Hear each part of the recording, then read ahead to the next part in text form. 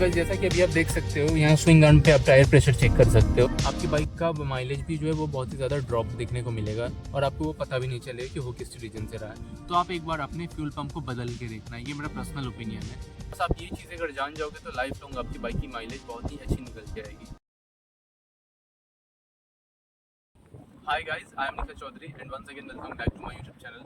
सो guys आज हम बात करने वाले बहुत ही इंपॉर्टेंट टॉपिक के ऊपर और ऑटोमोटिव टॉक्स के प्लेलिस्ट में आपका स्वागत है। तो सबसे पहले आप ये जान लो कि आपके बाइक की जो माइलेज कंपनी क्लेम करती है अगर उतनी नहीं मिल पा रही है या कुछ केसेस में उससे ज़्यादा भी मिलती है तो कंडीशन ये होती है कि आप कुछ अनजाने में ऐसे मिस्टेक्स कर रहे हो जो आपको पता भी नहीं है। तो आज उन मिस्टेक्स को मैं बताने वाला हूँ। कोई इसमें आपको पैसे खर्च करने की ज़रूरत नहीं है, ना ही कुछ और ऐड ऑन करना है। बस आप ये चीज़ें अगर जान जाओगे तो लाइफ लॉन्ग आपकी बाइक की माइलेज बहुत ही अच्छी निकल के आएगी। तो वीडियो को स्टार्ट करते हैं।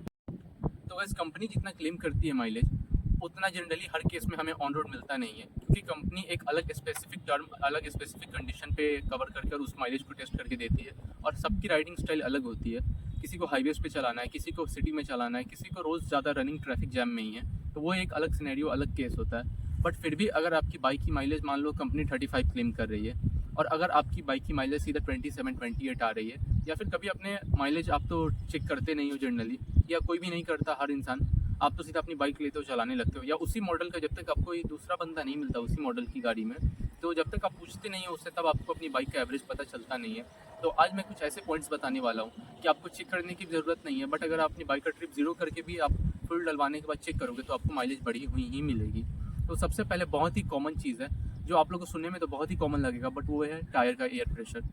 तो गैस टायर का एयर प्रेशर बहुत ही ज़्यादा इंपॉर्टेंट और कॉमन सी चीज़ है। सो गैस आपकी बाइक के जो टायर का एयर प्रेशर है उसको आपको कंटिन्यूअसली मेंटेन रखना है। यहाँ पे जैसे कि आप देख सकते हो, तो गैस जैसा कि अभी आप देख सकते हो यहाँ स्विंग आर्म पे आप टायर प्रेशर चेक कर सकते हो। ये राइडर के लिए, अगर सिर्फ राइडर चलाता है बंदा तो फ्रंट कितनी PSI का है और रेयर कितनी PSI का है, और अगर राइडर और पिलियन दोनों बैठते हैं तो दोनों का टायर के एयर प्रेशर को कितना मेंटेन करना है। तो उस टायर के एयर प्रेशर को आप टाइमली अगर मेंटेन नहीं करते हो, या फिर आपकी बाइक में हमेशा टायर का एयर प्रेशर कम ही रहता है, तो आपको यही देखने को मिलेगा कि आपकी बाइक को लोड ज़्यादा पड़ रहा है खींचने में। क्योंकि सबसे ज़्यादा मूवमेंट इंजन स्टार्ट होने के बाद बाइक चलती किस चीज़ पे, व्हील पे। तो अगर इसमें टायर को एयर प्रेशर सही मिलेगा नहीं तो आपके इंजन को ज़्यादा लोड पड़ेगा और हाई RPM पे ही वो इतनी स्पीड या फिर उतनी स्मूथ तरीके से हाई RPM पे नहीं चल पाएगी जितना उसको चलना चाहिए। तो रीज़न ये होगा कि आप थोड़ा भी ड्यूरेशन कवर करोगे, थोड़ा भी डिस्टेंस कवर करोगे तो आपका फ्यूल ज़्यादा बर्न होगा। बट अगर आप टायर का एयर प्रेशर मेंटेन रखते हो तो वो काफ़ी ज़्यादा इंपॉर्टेंट है। और अब बात करते हैं टायर के एयर प्रेशर के बारे में, कि आप जो है जब भी फ्यूलिंग करवाओ तो आप टाइमली ये भी टायर के साथ एयर प्रेशर भी उसी रूटीन के अनुसार आप चेक करो। ऐसा नहीं कि आपने एक बार हवा डला दी उसके बाद आप अपनी बाइक में छोड़ दो। तो आपको करना क्या है, बाइक पंचर भी होने का सबसे बड़ा एक यही रीज़न होता है। अगर टायर में एयर प्रेशर सही नहीं है तो हमेशा पंचर बाइक लगती ही रहेगी। और अगर 2 से 3 पंचर लग गए ट्यूबलेस टायर पे, या फिर ज़्यादा पंचर उससे लगे, तो समझो आप वो हमेशा एक बार पंचर लगने के बाद वो लगता ही है। मेरी बाइक को ऑलमोस्ट 2 साल होने जा रहे हैं और अभी तक सिर्फ रेयर टायर में एक पंचर लगा है। उसके अलावा अभी तक कहीं कोई फ्रंट में भी पंचर नहीं है, ना रेयर में एक के अलावा कोई पंचर है। तो इसमें होता क्या है गाइस, कि जैसे ही टायर फ्लैट होने लगती है तो वो हार्डनेस कम हो जाती है। तो जब चीज़ सॉफ्ट होती है तो कोई भी चीज़ उसमें ईजिली वो घुस जाती है। तो गाइस एयर प्रेशर के मैंने आप लोग को बता दिया है कि आपको हमेशा मेंटेन रखना है। अगर आप नहीं रखोगे तो पंचर भी लगेगा, आपकी बाइक का माइलेज भी जो है वो बहुत ही ज़्यादा ड्रॉप देखने को मिलेगा और आपको वो पता भी नहीं चलेगा कि वो किस रीज़न से रहा है। सबसे पहला रीज़न माइलेज ना बढ़ने का ये भी है, और भी बहुत ही इंपॉर्टेंट पॉइंट्स मैं बता रहा हूँ कि आप भी जानकर शॉक हो जाओगे आगे। तो टायर का एयर प्रेशर के साथ अब आपको एयर डलवाना कौन सा है। एयर 2 टाइप्स के होते हैं, एक होते हैं नाइट्रोजन एयर और एक होते हैं जो हमारी जनरल एयर, जो हमारे फ्यूल पंप कहीं भी हर जगह अवेलेबल हो जाते हैं, और एक होती है जनरली आपको कोई भी मैकेनिक के शॉप पे वो एयर मिल जाती है। तो दोनों एयर में डिफरेंस क्या है मैं आप लोग को बता देता हूँ। ऐसे तो नाइट्रोजन एयर आपको हर जगह नहीं मिलेगी, वो 100% नाइट्रोजन होती है। और जो जनरल एयर जो हम हर जगह डलवाते हैं पेट्रोल पंप पे, जो हमें फ्री एयर मिलता है या फिर नॉर्मल अगल बगल में कहीं भी अवेलेबल हो जाती है, उसमें 78% नाइट्रोजन और 21% ऑक्सीजन होता है और बाकी का 1% मॉइस्चर होता है। तो इन तीनों का कॉम्बिनेशन होता है वो एयर में। तो इसमें और नाइट्रोजन एयर में डिफरेंस क्या क्या मैं बता देता हूँ। ऐसे तो आप कोई भी एयर डलवाओ तो आप कोशिश करो नॉर्मल एयर भी आप टाइमली ही डलवाओ, तो ये ज़्यादा बेटर रहता है, ना कि नाइट्रोजन डलवाकर आप नाइट्रोजन डलवाकर अब भूल जाओ। तो आप दोनों डलवाते रहो टाइमली, जो भी मिले उसको आप टाइमली डलवाते रहो। ऐसे कोशिश करो अगर कहीं दूर आपको आसपास नाइट्रोजन मिल जाता है तो आप वहाँ जाके डलवाओ, पास मिलता है तो पास डलवा लो।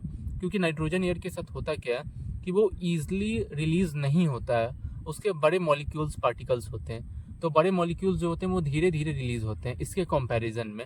तो एक तो उसकी लाइफ भी ज़्यादा होती है नाइट्रोजन एयर की, आपको बार बार टायर प्रेशर चेक कराने की ज़रूरत नहीं है, बार बार डलवाने की ज़रूरत नहीं है। और सेकेंड एयर में जो हमारे नॉर्मल एयर होती है उसमें क्या होता है कि वो काफ़ी स्मॉल पार्टिकल्स, स्मॉल मॉलिक्यूल्स होते हैं, तो वो धीरे धीरे जल्दी रिलीज़ कर देता है उस चीज़ को, तो आपको वो उस ड्यूरेशन में उसके कंपैरिजन में जल्दी डलवानी पड़ेगी। और एक चीज़ उस एयर में ये भी होती है कि उसमें जो मॉइस्चर होती है उस कारण से आपके एलॉयज़ के अंदर वाले पार्ट में रस्टिंग होती है, बट अगर आप नाइट्रोजन एयर डलवाते हो तो उसमें रस्टिंग नहीं होती है। और नाइट्रोजन एयर के एक ये भी बेनिफिट्स है कि उसमें स्टेबिलिटी आपको बहुत ही अच्छी मिलेगी हाई स्पीड पे। अगर ज़्यादा हाई स्पीड में रनिंग हो रही है, बहुत ज़्यादा किलोमीटर्स कंटिन्यूसली खिंचा रहे हैं, तो टायर बहुत ज़्यादा आपको स्टेबिलिटी मिलेगी आपको हैंडलिंग में। और भी ज़्यादा ब्रेकिंग में भी आपको काफ़ी डिफरेंस देखने को मिलेगा जब आप डीपली उस चीज़ को नोटिस करोगे। तो कोशिश करना कि अगर नाइट्रोजन एयर मिल रहा है तो आप नाइट्रोजन एयर 100% ही डलवाओ, वरना जनरल एयर भी मिल रहा है तो आप छोड़ो मत, आप टाइमली उसको भी कवर करो, क्योंकि वो फार बेटर रहेगा कुछ नहीं करने से। तो सबसे पहला रीज़न एक ये भी था माइलेज ड्रॉप होने का। सो गाइस, फर्स्ट चीज़ बहुत ही कॉमन थी और बहुत ज़्यादा इंपॉर्टेंट थी, जो भी हमारे माइलेज को बढ़ाने में डिपेंड करता है, वो एक ये था। और सेकंड बहुत ही इंपॉर्टेंट पॉइंट है जो अब मैं बताने जा रहा हूँ, वो है हमारी चेन की मेंटेनेंस। आप देख सकते हो हमारी चेन की जो स्प्रॉकेट और चेन सेट है पूरी की पूरी, अगर उसमें टाइमली जितने किलोमीटर्स पे उसके रिक्वायरमेंट है क्लीन होने की, अगर आप उस पर नहीं करते हो तो एक तो आपकी चेन की लाइफ भी कमती है, सेकेंड चीज़ जितने किलोमीटर से आपको वो रिक्वायरमेंट है चेंज कराने की तो उससे पहले आपको करानी पड़ जाएगी। तो आप टाइम टू टाइम अपनी चेन को क्लीन करो और साथ ही साथ ल्यूब करो। तो चेन क्लीन करना और ल्यूब करना दोनों अलग चीज़ है। क्लीनिंग के लिए आप उसका क्लीनर जो आता है वो यूज़ करो, और ल्यूब के लिए ल्यूब यूज़ कर सकते हो, ल्यूब्रिकेंट जो आता है। और एक चीज़ मैं अपना पर्सनल ओपिनियन बताता हूँ, चेन क्लीन के लिए आपको गाइज क्लीनर खरीदने की कोई ज़रूरत नहीं है। आप क्लीन के लिए पेट्रोल या डीजल से यूज़ कर सकते हो, क्योंकि उसका काम सिर्फ डस्ट, ये होती तो लोहे की चीज़ ही है, तो उस पर से जितने भी जंग या फिर आप पॉल्यूटेड जो डर्ट पार्टिकल्स या फिर मिट्टी लगी होती है वो एक कीचड़ गाढ़ा बन जाता है। तो उसको रिमूव करने के लिए आप उस पर पेट्रोल से, ब्रश से इजिली क्लीन कर सकते हो।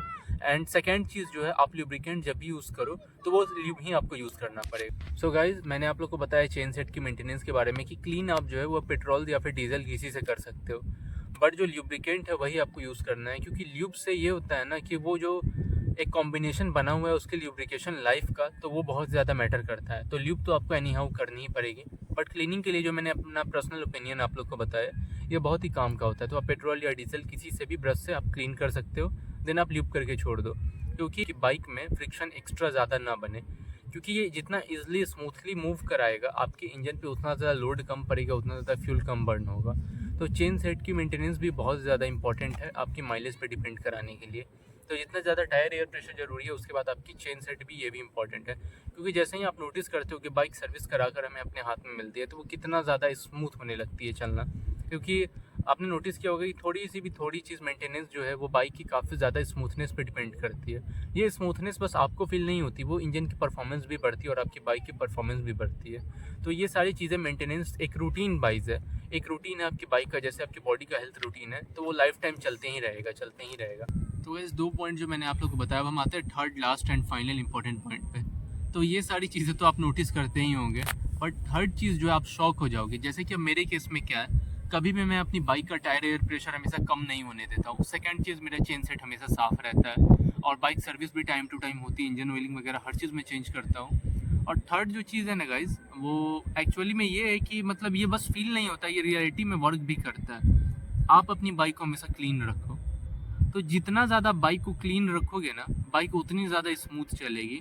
आप कभी नोटिस करना, आप अपनी बाइक पे अगर कभी कपड़ा भी मार के चलाते हो ना, ऐसे जनरली चला रहे हो और तुरंत एक कपड़ा भी मार कर अगर चलाते हो बाइक को, तो वो एक अलग चीज़ आपको फील होती है। पहले मुझे लगता था कि हमारे सेंसेस इतने ज़्यादा बाइक के साथ कनेक्ट हो जाते हैं ना, कि टचअप, फील, सारी चीज़ें हम अपनी मशीन के साथ इतना जुड़ जाते हैं कि हमें लगता है कि अब एक एक movement, gear shifting, clutch, air fuel combustion mixture, वो सारी चीज़ें अंदर फील होती है।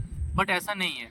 एक्स्ट्रा कीचड़, एक्स्ट्रा डर्ट, ये सारी चीज़ें भी हमारी बाइक के मूवमेंट को काफ़ी ज़्यादा धीरे कर देता है। तो आप हमेशा अपनी बाइक को टाइम टू टाइम क्लीन रखो, हमेशा टाइम टू टाइम साफ़ रखो अपनी बाइक को। ये बहुत ही काम की चीज़ है, जो मैंने आप लोग को अपना ओपिनियन, अपना टिप्स बताया। एंड फोर्थ और लास्ट फाइनल पॉइंट पे आते हैं, जो एक चीज़ है जो जानकर आप भी शॉक हो जाओगे, जो मेरे केस में हुआ है। एक तो वॉश के साथ मैंने आप लोग को बताया, और जो फोर्थ लास्ट पॉइंट है वो ये है कि मैंने अपनी बाइक में कभी भी आप लोग को बताया, कभी ऐसा होता नहीं कि मेंटेनेंस लो हो इसकी, सारी चीज़ें टाइम टू टाइम ध्यान देता हूँ। 2 साल में ऑलमोस्ट सिर्फ 5000 किलोमीटर के आसपास बाइक चली है, होता क्या है गाइज, मैंने रिसेंटली फ्यूल पंप के साथ ये चीज़ें फील करना चालू की है कि आप अगर एक ही फ्यूल पंप से अपनी फ्यूलिंग करा रहे हो, पेट्रोल भरा रहे हो या डीजल भरा रहे हो, स्पीड बढ़ा रहे हो, जो भी डलाती है आपकी बाइक में, तो होता क्या है गाइज उस केस में, आप नोटिस करना एक टाइम पे माइलेज सही रहेगी, एक टाइम पे माइलेज ड्रॉप होना स्टार्ट हो जाएगी। तो आपको अगर सारी चीज़ आप मेंटेन करे हो, आपका चेन सेट साफ़ है, आपकी टायर प्रेशर साफ़ है, आपकी गाड़ी भी ज़्यादा क्लीन रहती है, बट आपका माइलेज फिर भी ड्रॉप हो रहा है मैकेनिक को दिखाने के बाद, सारी चीज़ें करने के बाद, तो आप एक बार अपने फ्यूल पंप को बदल के देखना। ये मेरा पर्सनल ओपिनियन है। ये प्रॉब्लम मैंने सॉल्व होते हुए अपने साथ देखी है। जैसे ही आप अपने फ्यूल पंप को बदलोगे तो आप नोटिस करोगे, तब आपका ट्रिप ज़ीरो करके हमेशा फ्यूल डलाना, उसके बाद चलाना।